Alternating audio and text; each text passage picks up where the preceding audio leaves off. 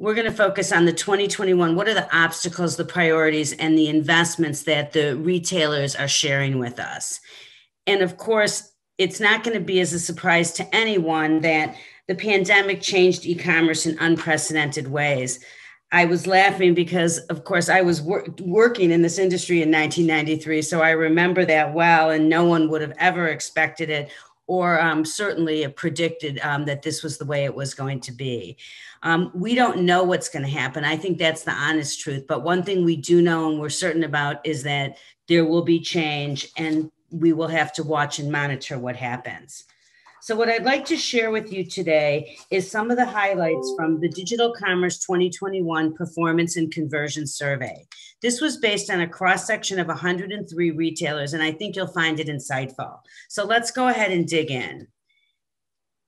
So our first question was, what were the biggest achievements during the 2020 holiday season? Let's look back just as Faria did. So of course, not surprisingly, as she showed, 61% of the people said top line growth and increased revenues. Hopefully this pandemic is a once in a lifetime thing, but the beauty of getting this type of growth from an e-commerce perspective is fairly amazing. As she touched on, and what I think is also important is a lot of retailers alluded to their online marketplace growth, 52% of the people. And I think what's also probably one of the most interesting areas is on the marketing front. And here, 48% cited a more efficient marketing spend, but 42% also suggested they had significant customer acquisition. And the real question is, we don't know yet. Will that result in a permanent customer? Will that customer shift back to the stores? Will it be a combo? How is this going to play out? Will they be spending more money? So this is going to be an interesting area to watch. And the last area I'm going to touch on is the customer experience. And I kind of grouped that into a few different areas. So 35% cited the optimized customer experience. There was so much work done in this area. And along with it, the improved site performance with very similar numbers and better customer service. We know that those are all differentiators when it comes to shoppers choosing retailers. And of course, lastly, we want to cite the greater profitability at 35%, because that is what's important and something that most retailers need to continue working on. Just because you drive revenues doesn't mean you drive profitability. All right, let's move on. So how did the numbers play out? From a year-over-year perspective, how did the following online KPIs compared for 2020 versus 2019?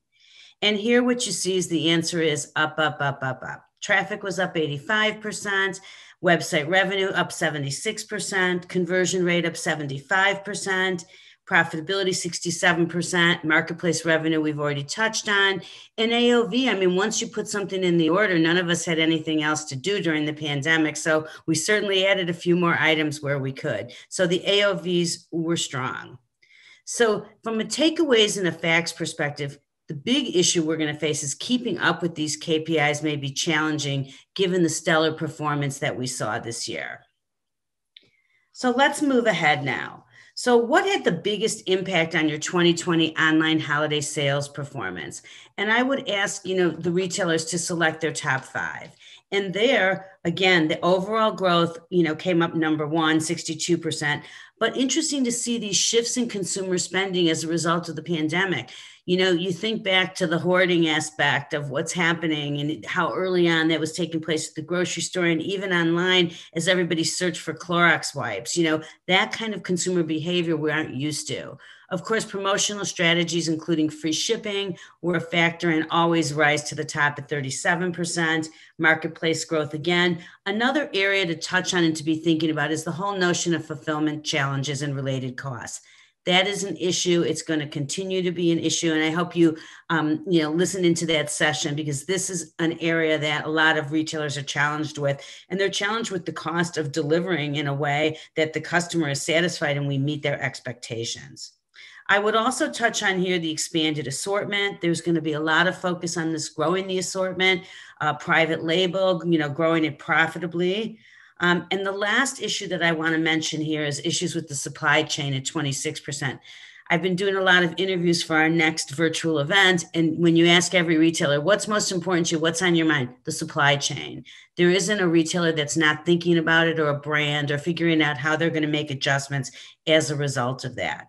So we need to keep this, top of mind. And lastly, technology is going to be a focus, and I'll be talking a little bit about that later. So at the end of the day, overall e-commerce growth and pandemic consumer behavior shifts, they had the biggest impact on 2020's online holiday sales performance.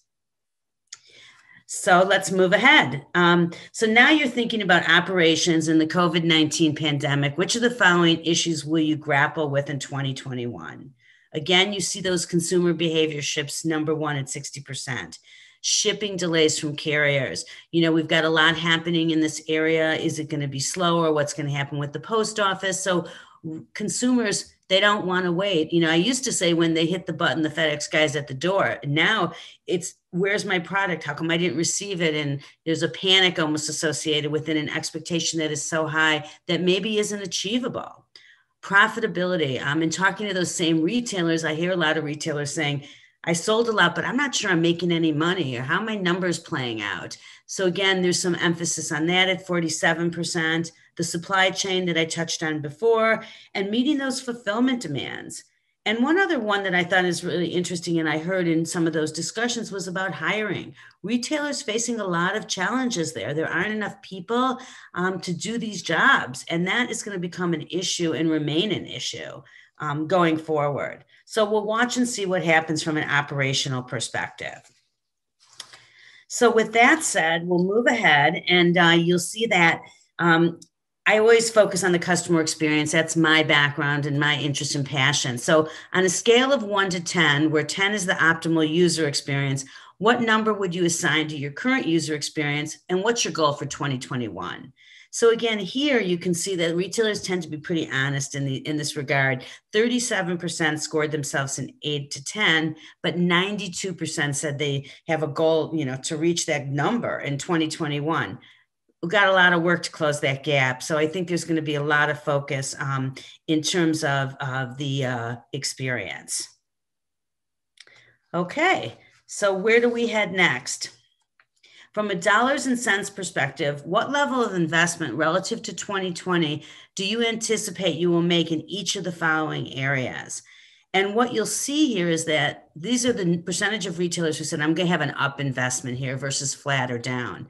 Digital marketing, big numbers here at 76%. The customer experience, 69%. So the good news is they are focusing on that in order to get to that 8 to 10 level they're seeking. Technology and systems at 62%. And that probably goes hand in hand with the e-commerce platform at 53%. So the two are working together, and there's a lot of investments in that area. Personalization to me comes into play, and with customer service, very, very high, and I'm happy to see it. I'm a bit of a customer service junkie, and we've got to take care of the customer and go the extra mile, or there's another site that they can do business with. Web design also plays into that at 53%. Okay, so let's go ahead and move on then. So how important will each of these investments be when it comes to optimizing online conversion in 2021? These are what retailers believe are critical: the customer experience, digital marketing, customer service, the platform and technology, as well as the supply chain, and many others. Most of these are critical. So the retailer's in a position, they've got to make the investments now, and they are making them, and I think it will serve them well. So let's talk lastly about one open-ended question, and this is always my favorite part of the discussion. I ask retailers to weigh in. This is where I learn the most. What is the most important action you will take in 2021 to positively impact your business? You can see from a digital focus and execution perspective, I'm going to do less on Amazon, more on eBay, and focus on my own store, restructure my teams, take some consistent daily action to build my business. I've got to improve logistics, keeping inventory in stock. If you don't have stock, you can't sell anything. Marketplaces, opening stores, expanding into new marketing channels, as Faria touched on. That profitability, focusing on the contribution margin, not total revenue, increasing profitability across all channels. Diversifying from a marketing perspective, maybe beyond Google and Facebook, realigning your digital spend. Maybe you'll have more focus on social or loyalty programs. It's all about focus, focus, focus. And last one I'll touch on is product. Building a private label brands, implementing new product lines because they're more profitable for the retailers, and developing new business models. We're all going to be forced to push the envelope to meet those numbers that Faria talked about in her presentation. And for some people, that'll mean implementing a new platform And really, it's critical to keep understanding new technology as it helps to optimize your business. So with that, I'll leave it and just say, I hope that this day allows you to think about what will be most important and what actions you'll take in 2021. And with that, I thank you, and I'll turn things back to Katie.